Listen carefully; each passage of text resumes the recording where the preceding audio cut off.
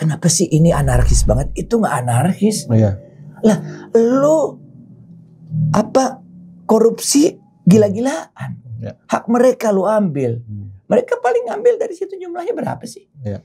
Iya kan, walaupun kelihatannya anarkis, tapi lu lebih anarkis. Bener. Cuman gue jadi apa coba suara gue? Apa? Sopran. Oh gitu. Gitu. Hai singers, ketemu lagi dengan saya Indra Aziz di Vokal Plus Bebaskan Suaramu. Hari ini kita kedatangan seorang legenda dan maestro rock Indonesia. Alhamdulillah. Pastikan. Aduh. Merasa tersanjung gue nih. Luar biasa guys.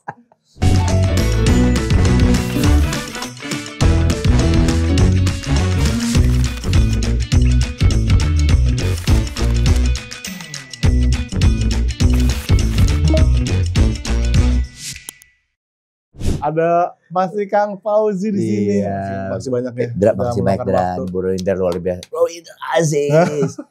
The Master of Voice. The Master of Voice. Ini masih Kang. Ini kan lagi di tengah kesibukan. Kebetulan lagi di sini. Langsung kita tarik bentar. Ya. Kita tanyain. Dan gue mauan kalau suara gitu. Oh itu. Aduh, makasih Majikan. Ini baru kongres masih Kang nih atas single terbarunya bersama Ras Muhammad. Alhamdulillah siap. Berjudul Jujurkan Keadilan. Itu dia Mas. Ini ngelihat situasi yang sedang berjalan sekarang nih Mas ya. Betul. Latar belakangnya sebenarnya tuh ini udah dibuat lama. Jadi dari kegelisahan almarhum istri gua, bini gua, dia kan emang pertamanya S1 dia tuh hukum dan dia pernah jadi pengacara. Lama lah dia ini dihukum, cuman dalam perjalanannya dia sekolah terus, dia emang suka dengan pengetahuan tuh bini gua. S2-nya sampai ada 5. Itu doktornya diambil dari PB, sekarang dia ambil professorship. Ada gitu yang terakhir hampir profesor, dia jalan dulu. Tapi intinya adalah kegelisahan dia itu adalah kegelisahan yang sangat layak untuk kita membuat suatu pernyataan nih dalam perjalanan kita melakukan bernegara ini ya. Jadi dia bilang begini. Kok aneh ya namanya keadilan ya. Keadilan itu kan seharusnya namanya keadilan tuh dimulai, kenapa ada kata keadilan, orang merasa perlu ada kebenaran di situ. Ada hati nurani, ada keberpihakan kepada mayoritas, dalam hal ini mungkin rakyat ya. Ada kebenaran kepada hal-hal yang sifatnya baiklah. Bukan yang sebalik ya, opposite-nya. Keadilan itu tercipta karena ada dasar orang mau membuat strategi merencanakan hal yang buruk lah, seperti ada mafia pengadilan itu atau dasarnya dengan kekuasaan, dengan tindakan-tindakan yang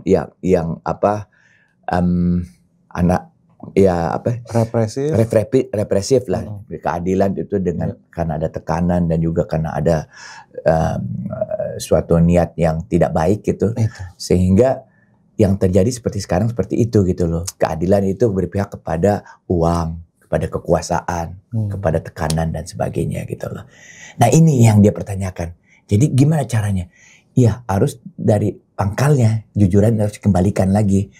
Kan dasarnya kita orang yang gotong royong, yang saling membantu, saling peduli dan sebagainya. Hati nurani kita bermain di situ paling utama.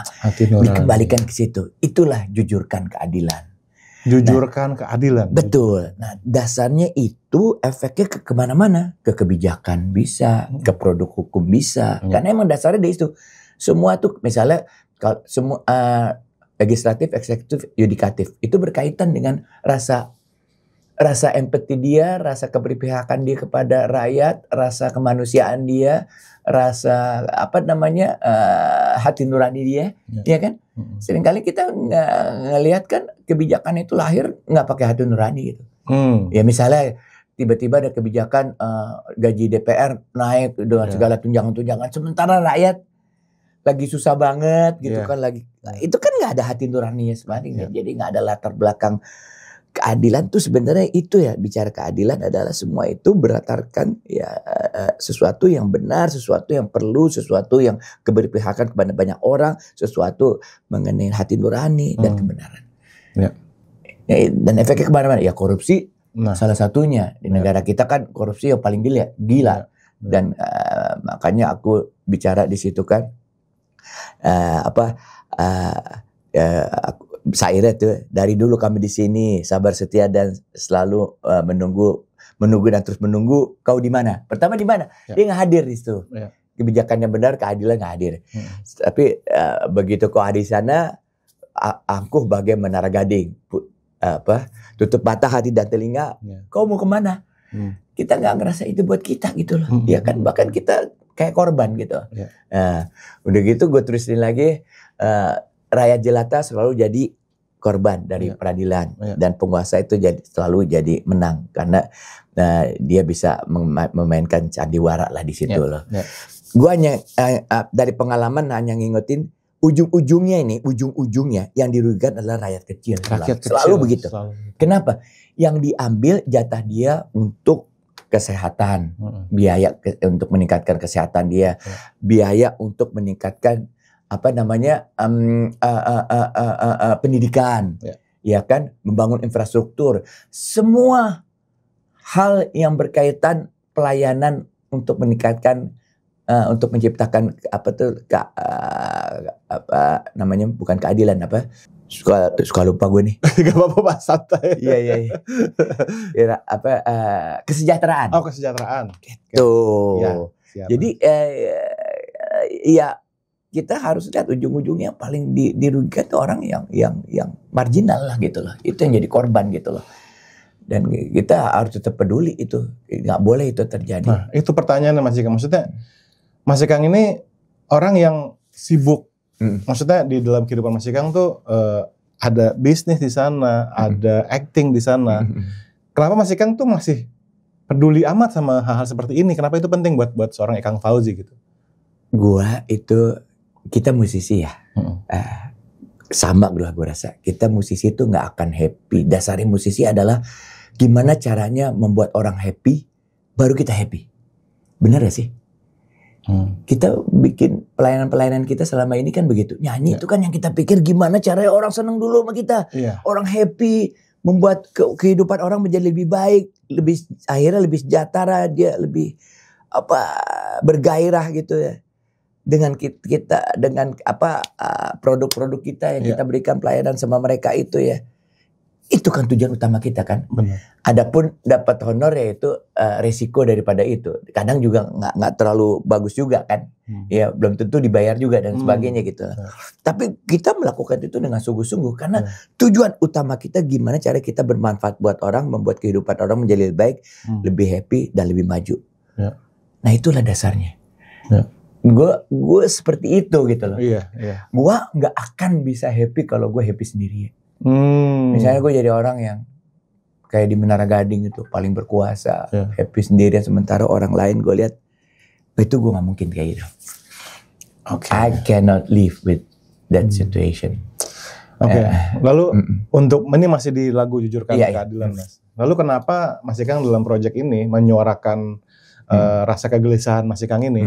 Kenapa orang yang Mas Ikang pilih adalah Ras Muhammad? Ras Muhammad. Ya. Pertama kan kita selalu orang bilang kalau mau muncul lagi, gue udah lama nggak muncul lagi bikinnya. Ini baru pertama kali deh dari puluhan tahun gue nggak bikin album atau single. Nah sekarang ini kan single Opportunity Dan gue udah ceritakan ini lagu sebenarnya udah lama, tapi begitu bini gue meninggal, gue pikir kebaikan itu harus gue seteruskan. Ini bagus nih, dia punya ide, dia punya lagu ini bagus. Jadi gue ini harus keluarin. Kenapa gue pilih Ras? Karena pertama harus kolaborasi dan supaya dapat sesuatu hal yang baru, orang yang pengen lihat tuh Ikang Fauzi kolaborasi dengan saya. Satu itu. Kedua, musiknya gue suka reggae. Dan gue pernah denger tuh reggae rock tuh asik banget ya. Ada band gitu loh. Kalau kalian belum dengerin sekarang ada video liriknya juga di YouTube. Iya kan? Ini kedengeran banget sih Mas. Caranya Ras dia menyuarakan puisi-puisinya dia gitu kan lewat. Betul. Jadi kalau rock sama reggae tuh jadi dapat alunan antara keras dan santainya gitu ya. Sehingga misinya bisa tercapai. Satu itu. Jadi dari secara musik tuh kalau dikawinin tuh pasti keren. Gue pikir kayak gitu. Kedua, ideologi, maksudnya idealisme dia. Itu anak sangat kritis. Itu anak suka baca. Itu anak melanglang buana ke seluruh dunia lah kan, Iya. ibunya diplomat juga, ya kan. Jadi otaknya tuh bagus. Jadi begitu gue kasih rangsangan, ini gue punya lirik kayak begini, dia kembangin keren, lebih keren lagi bro. Dari sisi populasi orang reggae lah gitu ya. Dia bikin gitu kan, dia lihat kan secara kanibal gitu, saling makan nih. Ngambilnya enaknya, ngambilnya gitu, slang-slangnya juga enak banget gitu loh. Gue pikir dia ngeresponnya tuh membuat lagu ini menjadi lebih hidup dan sesuai dengan harapan gue, dan gue puas banget. Setuju sih. Iya. Karena kalau kita denger ya guys ya, musiknya Jujurkan Keadilan ini mas, kerasa banget, rocknya keras, tapi ada reggae-nya juga kedengeran. Nah tadi Mas Ikang juga cerita, liriknya itu hasil kolaborasi juga mas ya. Iya. Jadi Mas Ikang lempar ke di dia, feedback, kemudian bisa begitu mas. Iya. Kok bisa nyambung sih Kang Fauzi sama Ras Muhammad tuh gimana sih? Itu ponakan gua. Karena ada jadi bokapnya dia itu adiknya nyokap gua. Oke. Jadi gue tahu dari kecil gitu loh. Oke. Dan ini anak keren banget. Oke. Tapi bukan karena itu sih sebenarnya, karena emang prestasinya dia. Iya. Itu membuat gue lebih gampang kolaborasinya kan. Nanti kalau orang lain kan, lah labelnya lah mana, inilah begitu begini, nah itu repot ya. Kita harus produksi dulu kan. Tapi pas banget ketemunya gitu loh. Iya, Ika Fauzi sama Ras Muhammad tuh menurut aku wah kombinasi yang unik dan didengerin tuh seru banget guys. Nah ada satu faktor menarik lagi nih Mas Ikang dari project lagu Jujurkan Keadilan ini, yaitu beberapa materi video klipnya adalah AI generated. Ya. Nah itu keputusannya gimana tuh Mas Ikang untuk? Jadi keputusannya pada saat itu kan kita pengen ngelihat supaya meng-capture suasana sekarang dan masa lalu. Belum ada perubahan yang signifikan. Jadi kayak sekarang kan, misalnya sekarang damai lagi, tapi yang gue demen tuh itu ada tuntutan dari anak generasi Gen Z sekarang yang 17+8. Betul, 17+8. Gue rasa itu solusinya. Gue rasa itu solusi. Kita harus hargai, dan mereka cerdas dan mereka menuntut solusi. Jadi kalau mau damai, iya kita seperti dulu lagi, itu pasti kita cinta damai semua. Tapi harus ada perubahan dan perbaikan dong. Ya dong. Karena permasalahannya di situ. Nah, itu yang kita capture. Itu yang kita capture. Jadi kenapa harus ada kesan kemegahan, kesan situasi yang terjadi karena konflik itu, dan solusinya seperti apa gitu. Dan gue menawarkan solusi sekarang ini bukan gue ngarepin orang suruh demo, enggak. Atau kita punya medsos bro. Medsos. Udah terbukti medsos itu bisa menyeimbangkan dan melahirkan kejujuran. Karena kan dia algoritma. Kebanyakan orang kan mengharapkan kebenaran, mengharapkan fakta, mengharapkan hati nurani, mengharapkan pro kerakyatan. Kebanyakan nih, ya kan udah terbukti. Buktinya dalam proses ini kalau kita tahu, tuh dia nggak terbukti bersalah, politik kan permasalahannya, akhirnya ada abolisi, ada amnesti. Ya kan? Tapi begitu kalau yang salah, dia belum apa-apa dia bilang amnesti, rakyat bilang no. Iya, benar. Dan itu no hasilnya. Itu medsos. Itu yang dan itu kebenaran. Iya. Itu kebenaran yang hakiki menurut gua. Kalau kita mau cari kebenaran susah. Kebanyakan orang pinter sini kan. Hukum dijadiin bahan perdebatannya kan, negara kita begini, dasarnya begini. Hukumnya ngomong gini. Kita faktanya harus begini, cari fakta sampai sementara orang udah mati duluan nih yang mengharapkan ini. Perlu hati nurani dan perlu keberpihakan kepada kebenaran gitu loh. Nah inilah medsos yang membuat secara emosional dan secara kebenaran menurut gue sangat signifikan. Jadi disitulah peran kita gitu loh. Dan gue yakin pasti sukses. Makanya ini kan boleh dibilang ya, kalau gue kayak gue ngarepin ini buat masa depan lah, buat anak cucu gue nih. Jangan seperti ini lagi lah. Dan masa depan tuh milik mereka. Makanya gue lebih buat mereka. Itu bener banget sih Mas Ikang bilang soal medsos. Karena gini, kemarin aku tuh mikir gini ya. Ini kok kayak mau di-create ya, suasana mencekam dan kayak mau dikembaliin ke 98 gitu barangkali. Seakan-akan tuh ada yang, tapi dengan adanya media sosial, semacam ngerem gak sih? Ngerem ya. Bukan ngerem aja, dia memberikan masukan-masukan, dia memberikan solusi-solusi, dia memberikan upaya tekanan psikologis dan juga ya popularity, ya kan?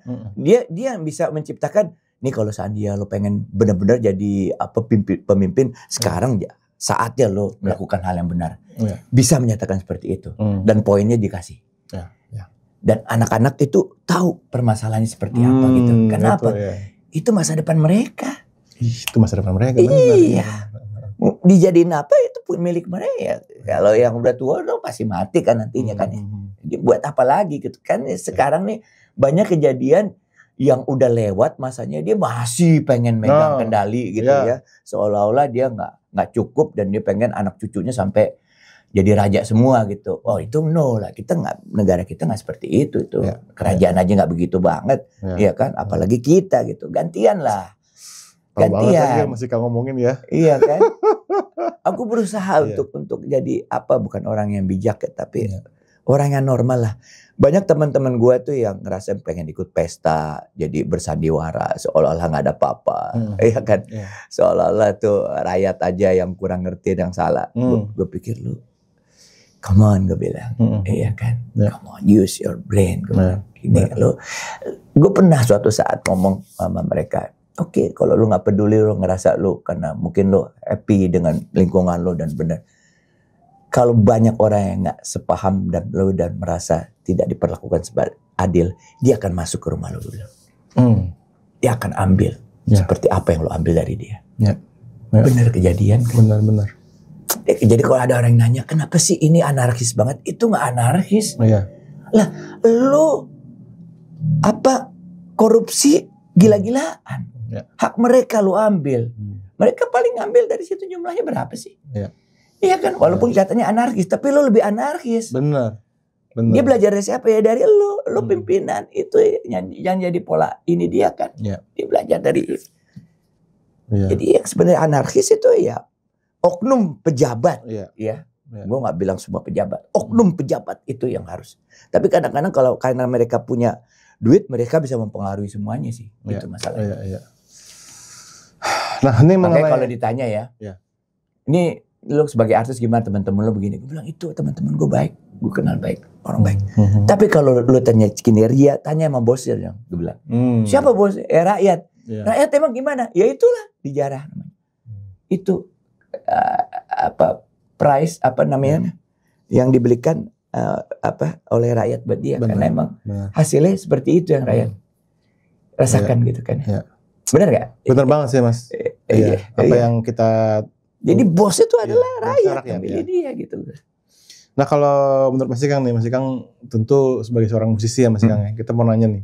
Sebenarnya peran musisi penyanyi dalam menyuarakan suara rakyat itu gimana sih Mas? Kalau menurut perjalanan Mas Ikang nih? Banyak sekali. Makanya gue ngerasa ya selagi gue masih bisa ya gue akan melakukan hal-hal gitu kan. Karena biar bagi-bagi ini itu masalah hati nurani itu kita punya bro. Nggak mungkin kita membohongi diri kita sendiri ya.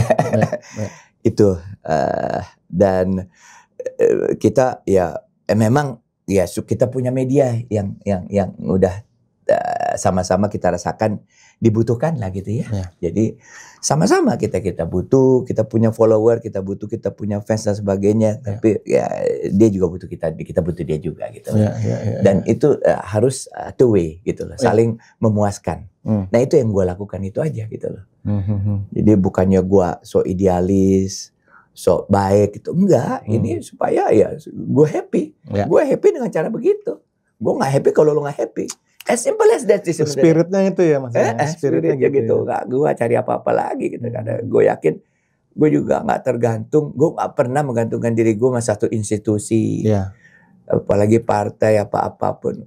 Gue pikir itu hanya ini dalam hidup lah, komitmen dalam hidup aja orang bikin kayak begitu gitu loh. Tapi kalau mau benar ya kita kembali kepada diri kita masing-masing. Guys ya. Benar-benar dan berarti nggak salah juga ya mas kalau misalkan aku bilang ke teman-teman nih yang nonton bahwa kita sebagai penyanyi, sebagai musisi kita punya peran itu juga di masyarakat. Sangat. Untuk menyuarakan si hati nurani, ya kan hati nurani penting banget sih, kejujuran. Betul. Dan betul. Itu dia tuh salah satu fungsi. Nah Mas Ikang, nih mau agak belok dikit boleh nggak nih Mas? Boleh.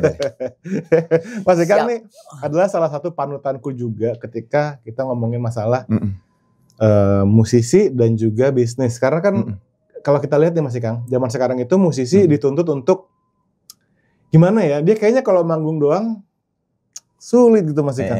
Kayaknya dia mesti memikirkan hal-hal yang ya pada kenyataannya aja deh gitu.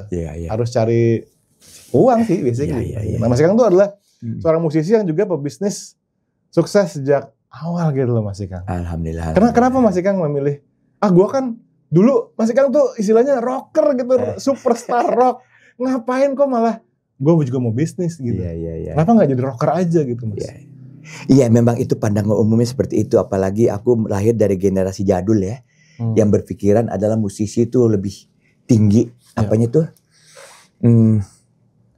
posisinya lah dibanding pedagang gitu kan.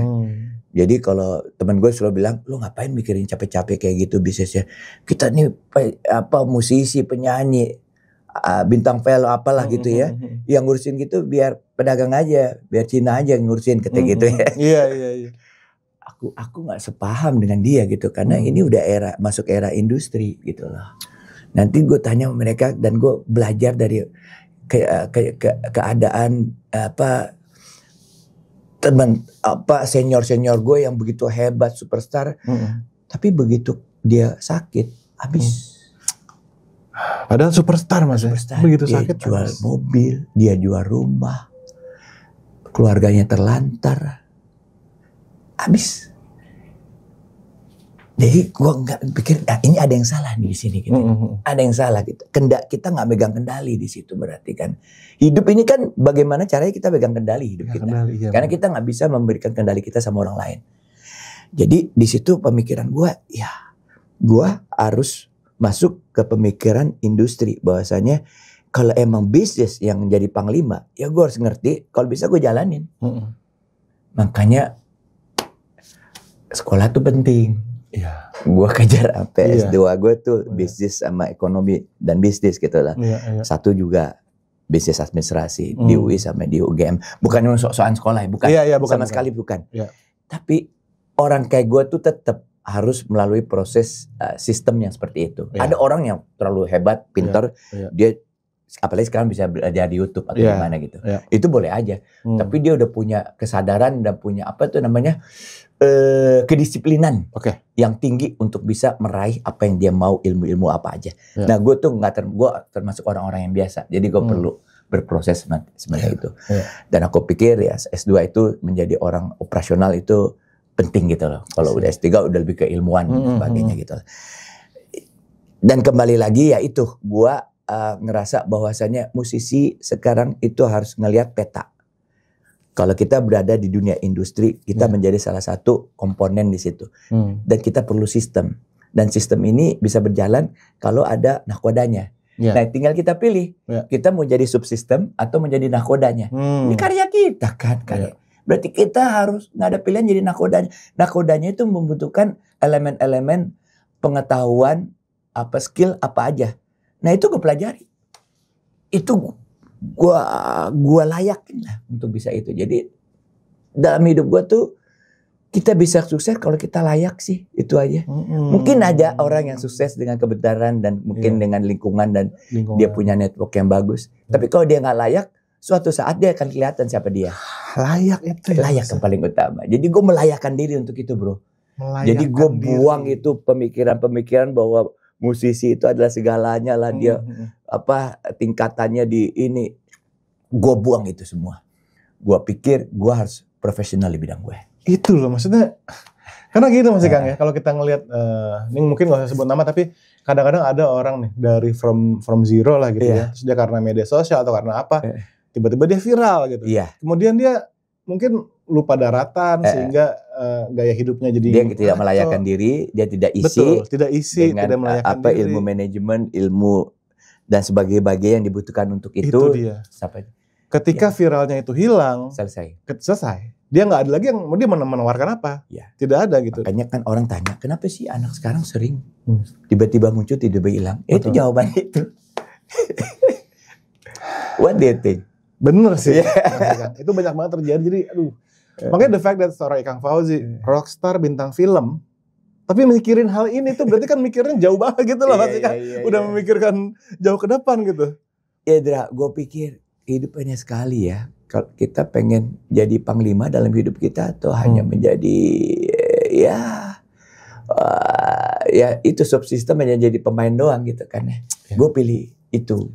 Suatu saat ya mungkin gue nggak layak tampil tapi gue masih bisa mengendalikan hidup gue. Mengendalikan gitu hidup. Aduh, penting karena banget gue punya tanggung jawab itu. paling enggak sama anak bini gue kan. Iya. Wah, gila sih. Oke Mas Ikang nih, kemarin kita sempat ngobrol sedikit dan sempat tercetus satu kata-kata yang menarik nih dari Mas Ikang. Yaitu kita semua tahu ya Mas Ikang ini adalah salah satu orang yang bergerak di bidang properti juga. Ya. Tapi Mas Ikang punya istilah menarik yaitu propertytainment. Ya. Apa itu Mas Ikang? Jadi gini, kan banyak juga orang yang selalu membuat lu sih mengada-ngada lah. Kita kan bukan di situ gitu loh. Gue bilang begini. Pengalaman gue puluhan tahun jadi seorang entertainer ya. Gila ternyata entertainment itu bukan hanya memberikan kita nilai tambah, daya jual. More than that. Entertainment itu adalah unsur yang terbesar dalam bisnis. Dan gue bilang itu embedded. Dia melekat dan dia merupakan unsur utama dalam bisnis. Justru? Iya. Gue balikin lagi. S2 gue bicara soal itu, propertytainment. Ya, gue buktiin pacarnya. Bisnis apa aja yang tidak menggunakan entertainment. Nah lo. Coba. Apa ya? I dare you. Gue tantang lo. Ada nggak? Kayaknya gak ada. Lo jual kacang aja pakai entertainment. Lo jual diri pakai entertainment. Orang-orang mau ikut. Apa tuh namanya tuh? Mau jadi bupati atau apa gitu semuanya ya. Entertainment. Bahkan terakhir seorang pimpinan ya merubah dia punya karakter. Betul. Ya dengan entertainment. Dengan entertainment. Iya kan? Iya, benar. Itu sekarang entertainment itu udah merupakan hal yang paling utama dalam suatu produk. Apakah itu produk jasa atau produk itu sendiri gitu ya yang kita. Jadi gua berpikir, gila, gue puluhan tahun di sini, man. I'm on the right track gitu loh. Iya kan, orang lain kan susah mempelajari itu, menjiwai dan bisa memainkan lagi. Entertainment tuh apa sih? Bagaimana kita caranya menyenangkan orang, membuat orang menjadi nyaman sama kita, men-attract orang, dan akhirnya dia menjadikan keputusan untuk membeli jasa kita. Itu entertainment. Iya. Dan itu terbukti bro. Entertainment itu adalah orang suka apa nggak suka, ayo kita debat sekarang gitu. Ini kenyataan. Makanya kita jangan mengecilkan entertainment yang selama ini kita jalanin. Itu hal dan nggak ada ilmunya. Jadi itu kalau kita bicara entertainment itu udah jadi panglima ya di dalam kehidupan kita ini, bukan hanya kehidupan untuk bisnis tapi untuk sosial juga dan sebagainya. Dan dengan entertainment ini makanya muncul media-media kayak sekarang ya, media sosial itu sebenarnya muatannya yang paling utama adalah entertainment. Iya sih. Jadi jangan mengecilkan arti entertainment. Entertainment itu bukan hanya joget-joget, hanya karaoke gitu. Bukan, itu bagian yang terkecil. Itu filosofinya justru bagian yang terbesar untuk membuat orang menjadi langsung bisa melihat manfaat produk yang kita tawarin. Iya, lo nggak perlu lama-lama ngomong. Iya. Gitu loh. Iya, benar, kan? Dengan visual, dengan audio dan sebagainya. Itu entertainment. Sayang kan orang sama kita puluhan tahun di sini kita nggak pakai. Itulah. Goblok kan kalau kita nggak pakai. Itulah. Jadi ilmu tuh yang lain, ilmu tambahan. Lo mau belajar ilmu apapun, bisa match sama entertainment. Ilmu apapun. Itu keren sih. Iya. Jadi entertainment tuh panglima. Unit out. Kita setuju apa enggak? Ayo kita debat di situ. Iya. Tapi gini Mas Ikang, bener nggak nih? Karena gini, kan aku bilang ke orang-orang yang mau belajar nyanyi nih. Kalau kita sambungin ke nyanyi gitu ya Mas Ikang. Ya boleh. Mereka seringkali tujuannya cuma satu, yaitu menjadi penyanyi terkenal saja. Benar. Padahal kalau kita ngobrol ini entertainment dengan semua industri itu ada sambungannya. Kenapa nggak dia pola pikirnya? Dia menjadi seorang penyanyi bagus yang bisa menggunakan nyanyinya dalam bidang apapun. Itu keren banget. Bener nggak Mas? Itu udah solusinya lo bilang. Bener ya Mas? Gue sih pikir kayak begitu. Ya kalau menjadi seorang penyanyi terkenal banyak faktor. Emang dia jago nyanyi, dia menguasai teori nyanyi, atau dia menjual karakternya dia, atau karena suatu kondisi dia bisa tiba-tiba nggak ada alternatifnya, dia muncul dan dia besar di situ. Jadi banyak faktor. Tapi kan kalau kita itu blessing. Ya, karena faktor yang paling tinggi itu kalau Allah menghendaki semuanya itu bisa terjadi. Tapi kalau seandainya Allah menghendakkan lain, itu tetap bisa kita pakai. Itu menjadi hal yang paling utama. Jadi nggak semua orang loh prestasi tertinggi itu jadi seorang entertainer, iya kan, menjadi aktor, jadi penyanyi, musisi dan sebagainya. Enggak dong. Bahkan juga itu nggak menjamin hidup lo paling bahagia kok di situ. Benar ya? Benar kan? Benar. Jadilah orang sesuai dengan opportunity yang kita dapat gitu loh. Kalau emang kita nggak bisa nge-reach itu ya, kita bukan switch ya. Kita bisa melakukan hal yang lebih gede lagi dari itu mungkin. Justru bisa memberikan, iya kan? Iya benar. Kata kuncinya kita bisa mendapatkan lebih dari apa yang kita cita-citakan. Iya. Karena kita nggak tahu aja gitu loh. Jadi kita nggak cita-citain karena kita nggak tahu, kita nggak. Iya, kita nggak. Makanya mesti open mind ya Mas ya. Open mind yang lo bilang itu paling bagus. Entertainment, professionality-nya dipakai untuk membangun bisnis apapun. Itu sangat relevan. Tapi kalau kehidupan Mas Ikang sendiri ya, the fact that Mas Ikang adalah seorang Ikang Fauzi itu mempermudah nggak sih kehidupan dalam dunia yang bidang lain ya? Gue punya pengalaman bro. Oh gimana tuh Mas? Waktu gue jadi seorang developer pertama ya, gue konsepnya Mito sama abang gue. Itu cuma 2 hektar. Itu pun pertama kita bisa kerjasama sama orang yang punya tanah karena dia percaya sama gue. Gue pakai ini apa? Itu kan karena gue seorang entertainer. Dia percaya sama gue pakai kepercayaan itu dengan baik. Gue bilang gini, gue bayar sama lo, tapi gue step ya. Karena kan dia juga jual tanah segitu gede susah juga. Dia perlu sekarang untuk naik haji ya gue berikan gitu loh. DP-nya gue berikan, tapi pelunasannya gue step gitu. Terus kalau terakhirnya gue buka juga, kalau ada untung lu sekian persen gue kasih. Ini proyek lo juga. Happy kan ya? Iya, benar. Dia dapat duit sesuai kebutuhan dia, dia dilunasin juga.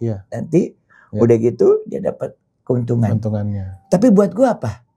Begitu saat gue DP itu tanah udah bisa gue bisnisin. Gue rencanain, gue urus izinnya, gue bangun infrastruktur, gue jual. Bener. Terus gue lunasinnya dari orang yang beli. Iya benar. Itu kalau nggak ada kepercayaan nggak bisa tuh Mas. Bisa. Kepercayaan dan itu. Yang namanya bisnis properti adalah bisnis cash flow. Sehebat apapun, sebesar apapun, konglomerat sekalipun, dia tidak akan membuat cash flow yang berat di depan. Karena ujung-ujungnya dia bakal berat nantinya. Ke belakangnya dia akan susah mendapatkan revenue yang baik gitu ya. Apalagi profit ya. Jadi cash flow ini sangat kenapa? Karena ini bisnis bisnis kita harus hitung biaya bungaan. Iya kan? Jadi didiamin pun ininya berjalan gitu kan ya. Cost of money maksud gue sih. Kadang kita nggak, kalau bilang bunga nanti orang kayak gitu. Ini cost of money itu tetap kita. Nah, jadi disitulah gue punya kepercayaan bahwasanya ya itu satu entertainment yang membantu gue di dalam proses itu. Gue dapat kepercayaan. Jadi kalau orang tanya, lu modalnya apa? Lu kan bukan anak orang kaya. Emang enggak? Bapak gue nggak keluar sepeser pun uang. Gue juga modal gue tuh dari uang nyanyi sama film. Itu pun gue nggak beli tanah. Gue pakai buat operasional 6 bulan. Gue bikin perusahaan. Iya kan? Nyewa tempat ya. Kalau 6 bulan ini nggak ada proyek, gue berhenti. Jadi gue nggak mau ambil resiko lebih gede lagi gitu loh. Nah dalam 6 bulan gue dapet banyak kepercayaan seperti itu. Jualannya juga, jualan juga bro. Pada saat jualan, gue dapat permasalahan. Jadi dapat tantangan, jalan masuk ke Karena gue kan MeToo kan. MeToo tuh kita berada di SK ini yang lebih gede gitu lah, developer yang lebih gede. Jadi mereka yang bangun mall, mereka yang bangun semua sarana prasarana untuk kehidupan menjadi lebih baik ya, menawarkan orang menjadi tempat yang lebih berkualitas. Mereka semua yang bangun karena mereka lokasinya ratusan hektar. Saya cuma 2 hektar. Ya, jadi gue nempel aja. Nempelnya gimana caranya? Ya jadi kita harus buat produk alternatif. Jangan yang sama sama dia. Jangan sama. Supaya melengkapi juga. Jadi salam ini. Nah, pada saat itu gue dikerjain. Ditutup jalan masuknya. Karena kecil banget proyek kita kan. Wah, bingung. Abang gue bilang, dah lo masuk REI aja. REI itu Real Estate Indonesia. Jadi organisasi yang dibikin sama Pak Ciputra waktu itu. Gue masuk dengan target ketemu Pak Ci. Dikasih tugas sama gue. Ketemu dia, nanti lo bicara. Pasti dia bantu gue. Nah, Pak Ci itu kan konglomerat ya. Ya, salah satunya kan dia punya saham juga di Bintaro Jaya itu apa sih? Sama ini kan Pembangunan Jaya. Pembangunan Jaya. Yang Pembangunan Jaya kan sebagian besar dimiliki sahamnya oleh pemerintah daerah sana ya. Dan yang ngeran tapi Pak Ciputra. Gue ketemu dia, gue cerita, masa iya sih gitu. Gue ceritain begini, emang iya karena proyek gue terlalu kecil mungkin kelewatan jadi ketutup jalan masuknya gitu ya. Itu jalan desa sih emang Tapi emang persis di luar lokasi dia. Akhirnya dia panggil orangnya, dicari-cari di peta nggak ada karena kecil banget ya. Kan dulu belum ada medsos gitu jadi masih seperti itu. Dia suruh orangnya oke deh dibuka. Tapi dia bilang, you jangan head to head sama gitu. Itu orang sangat luar biasa. Dia bantu tapi dia ngajarin gue bisnis juga. Nggak ada yang gratis loh bisnis. Nggak ada yang ini loh. Semua itu ada resikonya ya. Gue bilang oke Pak Ci, aku nggak akan jadi head to head. Nah, aku lihat di sana yang lagi laku tuh Pelikan di belakang lokasi gua. Dia jual dengan tanah-tanah sekitar 250 gitu. Jadi apa? Berarti gua kelipatan 2 kalinya. Gua harus jual tanah yang 500 kaplingnya. Which is sulit banget bro. Kan nggak tercover dengan KPR. Kalau untuk end user ya. End user waktu itu banyaknya karyawan, orang yang layak untuk dapat KPR. Itu nggak tercover gitu. Tapi gue udah janji sama dia. Akhirnya apa yang gue lakukan? Kembali ke entertainment lagi bro. Gue punya niat baik. Gue punya barang bagus. I believe barang gue ini bagus. Gue bikin proposal. Gue datang ke direktur bank. Gue ketok pintu lah. Ya alhamdulillah gak ada yang nolak gue. Walaupun gak kenal sama gue, dia gak nolak sama gue. Bawa apa sih ini penyanyi? Gitu. Gue bawa, gue presentasi. Jaya jual segini. Gue jual segini. On the future, lu bisa tahu sendiri lah. Lu orang bank. Wah, this is interesting gitu ya. Gue ambil deh 5 kapling. Iya. Buat investasi. Akhirnya habis kejual semua. Dalam waktu gak sampai setahun bro. Yang sekarang yang tinggal di situ ya udah turunannya. Dia jual lagi udah. Entah sama anaknya dikasih, entah sama orang lain. Tapi jadi itu kenapa? Karena apa? Entertainment. Dan juga bisa mengerti manusia ya Mas. Benar sih. Gue gak jual ke end user. Gak mungkin dijual. Siapa yang mau beli kata 500-an gitu kan. Gue jual ke investor. Itu pengetahuan yang penting banget itu. Dan pengalaman ini sih. Ini gak ada bukunya nih. Iya benar. Gak ada bukunya deh Pak. Gak ada. Dari entertainment itu kan. Gimana caranya kita cari pasar yang benar. Kan kita nyanyi begitu. Cari pasar yang benar. Iya kan. Yang captive buat kita, yang benar percaya sama kita dan bisa menjadikan jadi partner kemitraan lah buat kita gitu. Itu pengalaman gue itu real bro. Nggak ada di buku, nggak ada di sekolahan, tapi makanya gue bisa bilang, gue bisa dengan yakin bilang, jadi entertainer tuh satu hal yang paling oke dalam hidup gue gitu loh. Jadi jangan berpikir, wah lu nggak ada hubungannya. Lu gak ngerti, lu gak paham.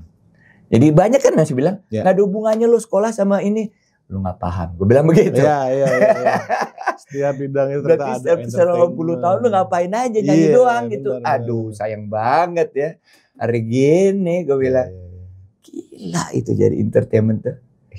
Sama malu juga kan. Iya. Brandnya Indra Aziz tuh gue bilang. Amin Mas, doain. Emang, you have to believe that. Orang lain udah percaya, lu nggak boleh ini, nggak boleh menurunkan kepercayaan dia. Lu harus kasih lebih lagi dong, produk yang lebih bagus lagi untuk menyelesaikan masalah mereka gitu. Akhirnya mereka happy, malah akhirnya jadi manfaat buat hidup kita, bro. Itu gara-gara kemarin ngobrol sama Mas Ikang juga. Membuat hidup orang menjadi lebih baik. Mas, yang pasti Mas Ikang telah membuat hidup saya lebih bergairah ini dan banyak terbuka banyak Mas. Beneran ngobrol sama Mas Ikang membuka banyak banget. Amin. Jadi kayak oke, tahu nih next step mesti gini. Oke Mas Ikang, nah ini karena ini channel YouTube-nya juga tentang vokal ya Mas Ikang. Ya, siap. Pengen tahu nih Mas Ikang kan. Kita berapa kali lah kita bertemu di berbagai macam proyek lah Mas Ikang. Dulu kita pernah stereo bareng Mas Ikang bahkan. Makanya gue demen malu di situ. Dia orang oke nih gue bilang. Dan yang pasti Mas Ikang, suara Mas Ikang itu loh. Hancur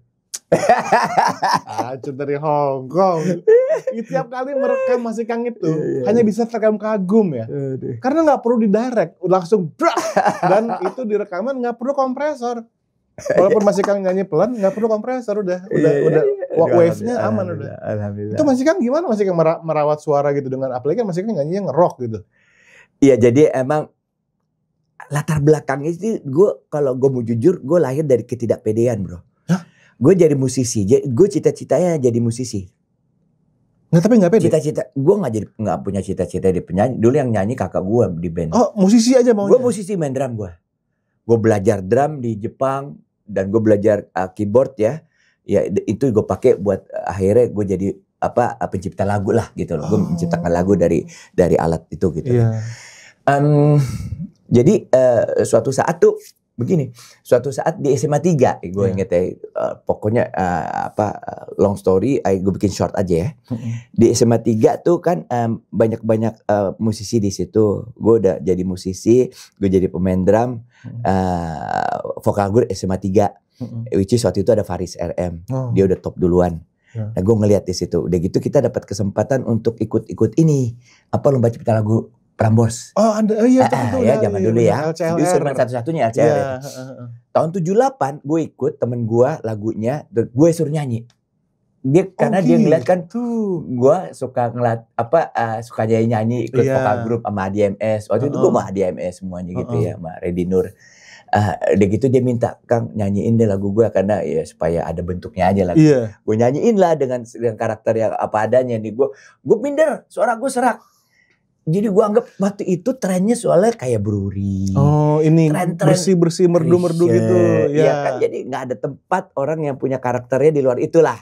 Trennya kita bicara ya. Iya. Jadi gue minder gue. Jadi mama bang gue aja gue jadi backing vokal gitu, main di drum gitu ya. Akhirnya begitu sukses, lagu dia dua-duanya masuk 10 besar. Gue langsung pikir suara gue berarti didengerin dong sama juri-juri ini. Dianggap mereka bisa menikmati dah. Di situ mulai pede gue. Di situ gue sejarahnya. Tahun depan gue ikut. Udah gitu 79 gue ikut lagunya Cahaya Kencana yang dinyanyi Ahmad Albar, idola gue.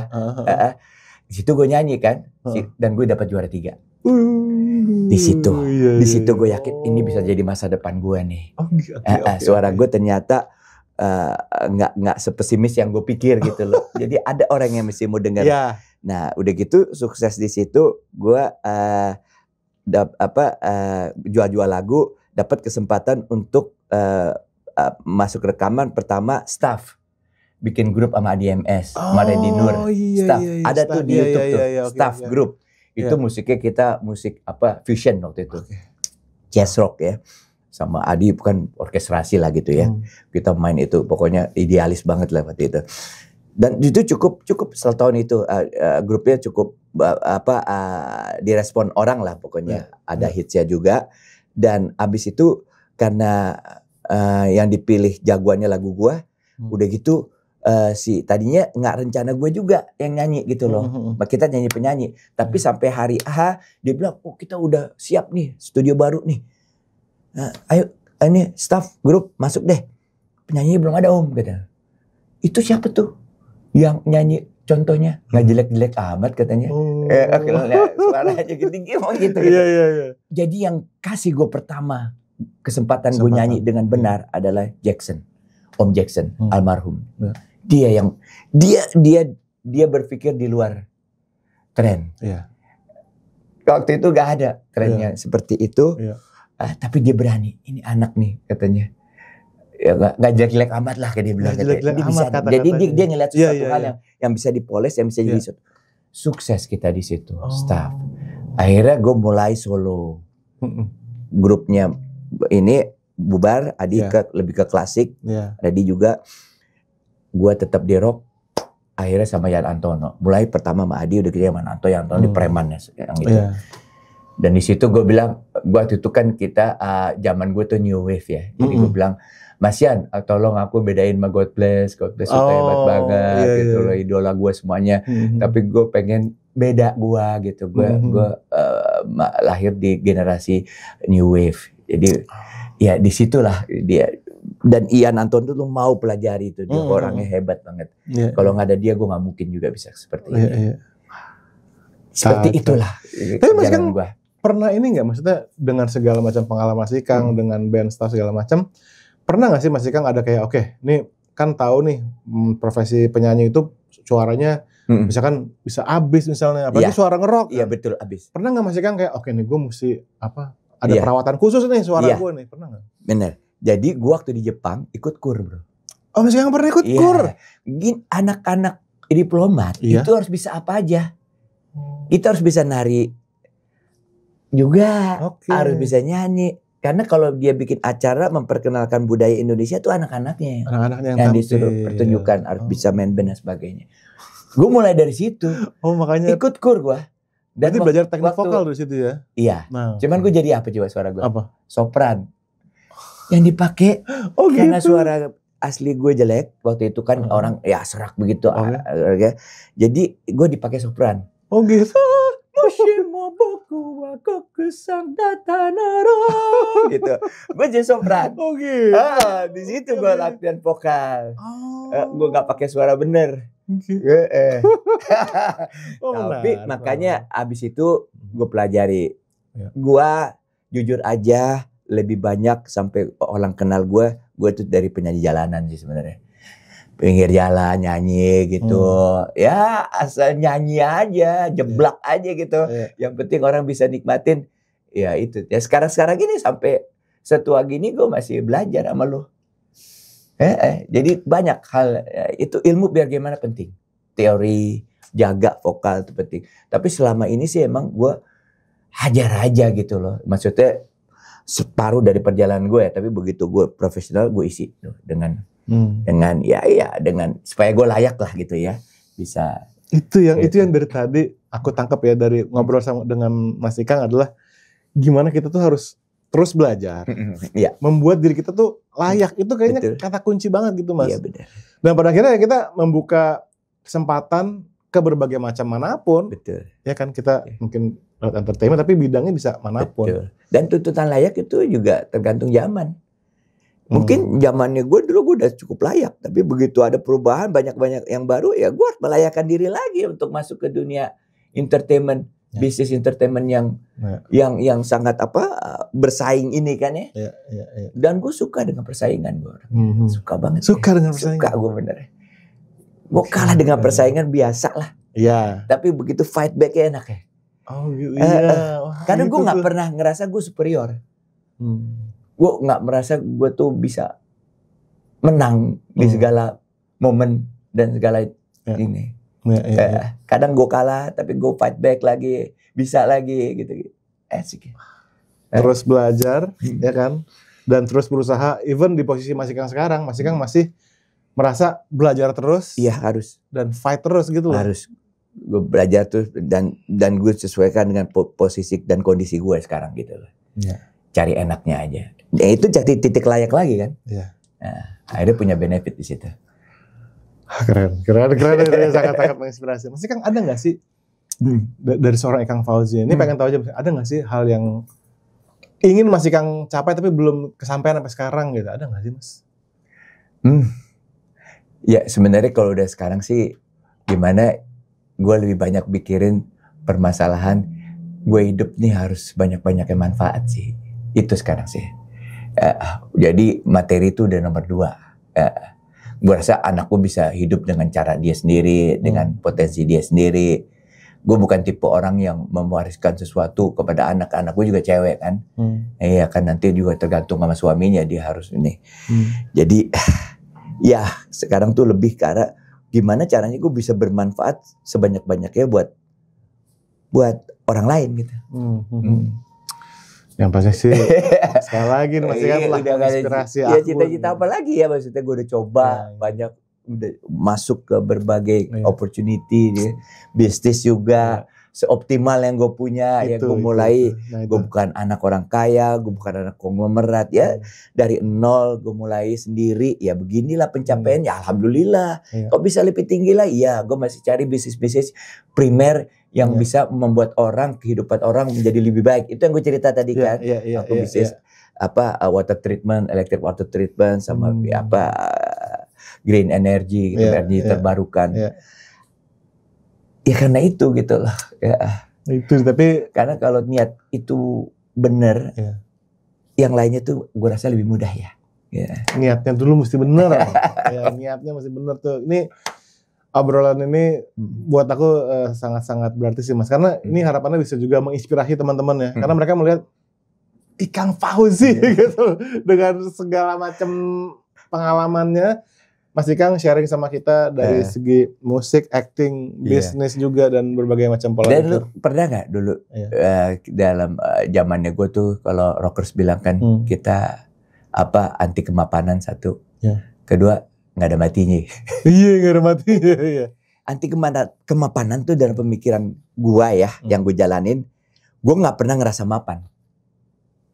Gitu. Gue nggak pernah merasakan, aduh gue ini udah mencapai suatu posisi yang udah mapan lah gitu loh. Nggak pernah, gue selalu resah. Selalu resah? Dan gue happy dengan cara begitu. Happy dengan selalu resah? Iya, resah mencari untuk menjadi tidak resah lagi. Udah gitu tetap menggali lagi dan terus menerus gitu. Jadi anti kemapanan buat gue gitu. Nggak pernah ngerasa udah top lah, udah selesai hidup atau udah menjadi suatu kondisi yang udah mapan, lo tau dong. Betul. Karena buat gue persepsi mapan nih bahaya buat gue gitu lah. Karena ada orang yang targetnya adalah mapan. Kalau gue enggak gitu.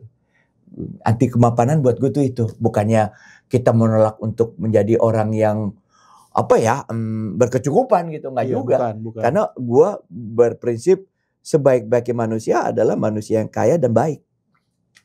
Ya kalau dia baik, iya kan? Bukan buat diri dia aja kan. Bener. Dia bisa jadi manfaat lebih banyak orang gitu kan. Tapi kalau dia gak punya apa-apa ya lebih sedikit lagi yang dia bisa berikan buat orang lain gitu kan.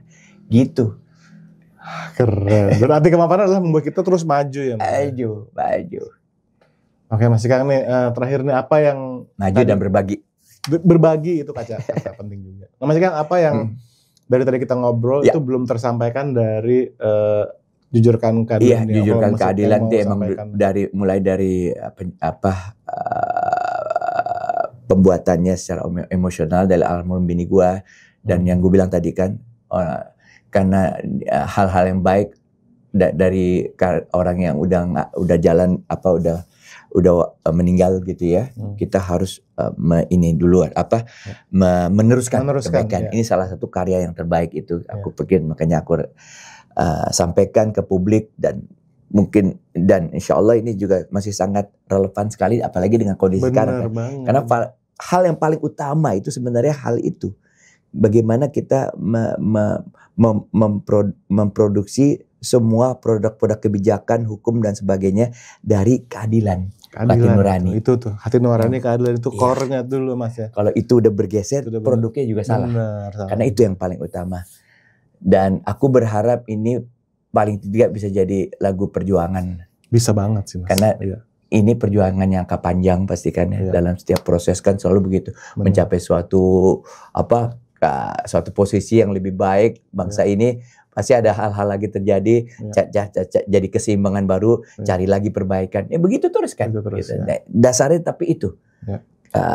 Kita harus punya rasa keadilan gitu, yang jujur. Gitu. Oke Mas, untuk menutup nih biasanya aku minta tamu-tamuku ngasih semangat buat teman-teman yang nonton nih. Kita biasanya nonton nih anak-anak muda yang pengen berkarya, pengen juga istilahnya menjadi musisi gitu Mas. Ada kata-kata semangat mungkin Mas? Ya aku ngelihat semua orang hebat tuh pada zamannya. Jadi sekarang zamannya Gen Z ini banyak orang yang mempunyai pesimis ya, tapi aku sangat optimis. Mereka mempunyai kelebihan-kelebihan di bidang yang memang mumpuni, yang dibutuhkan sekarang gitu. Jadi jangan kita berpikir sukses dengan cara pola lama. Sukses dengan cara pola lama. Makanya waktu mereka bilang 17+8 itu solusinya benar. Itu milik mereka. Bangsa ini milik mereka masa depannya gitu. Dan itu benar banget. Jadi tetaplah berkarya terus dan jangan takut dengan kegagalan.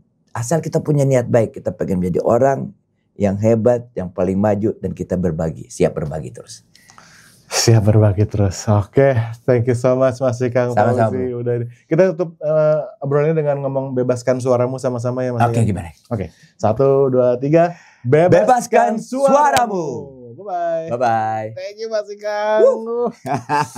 Keren banget Mas Ikang. Keren. Aca.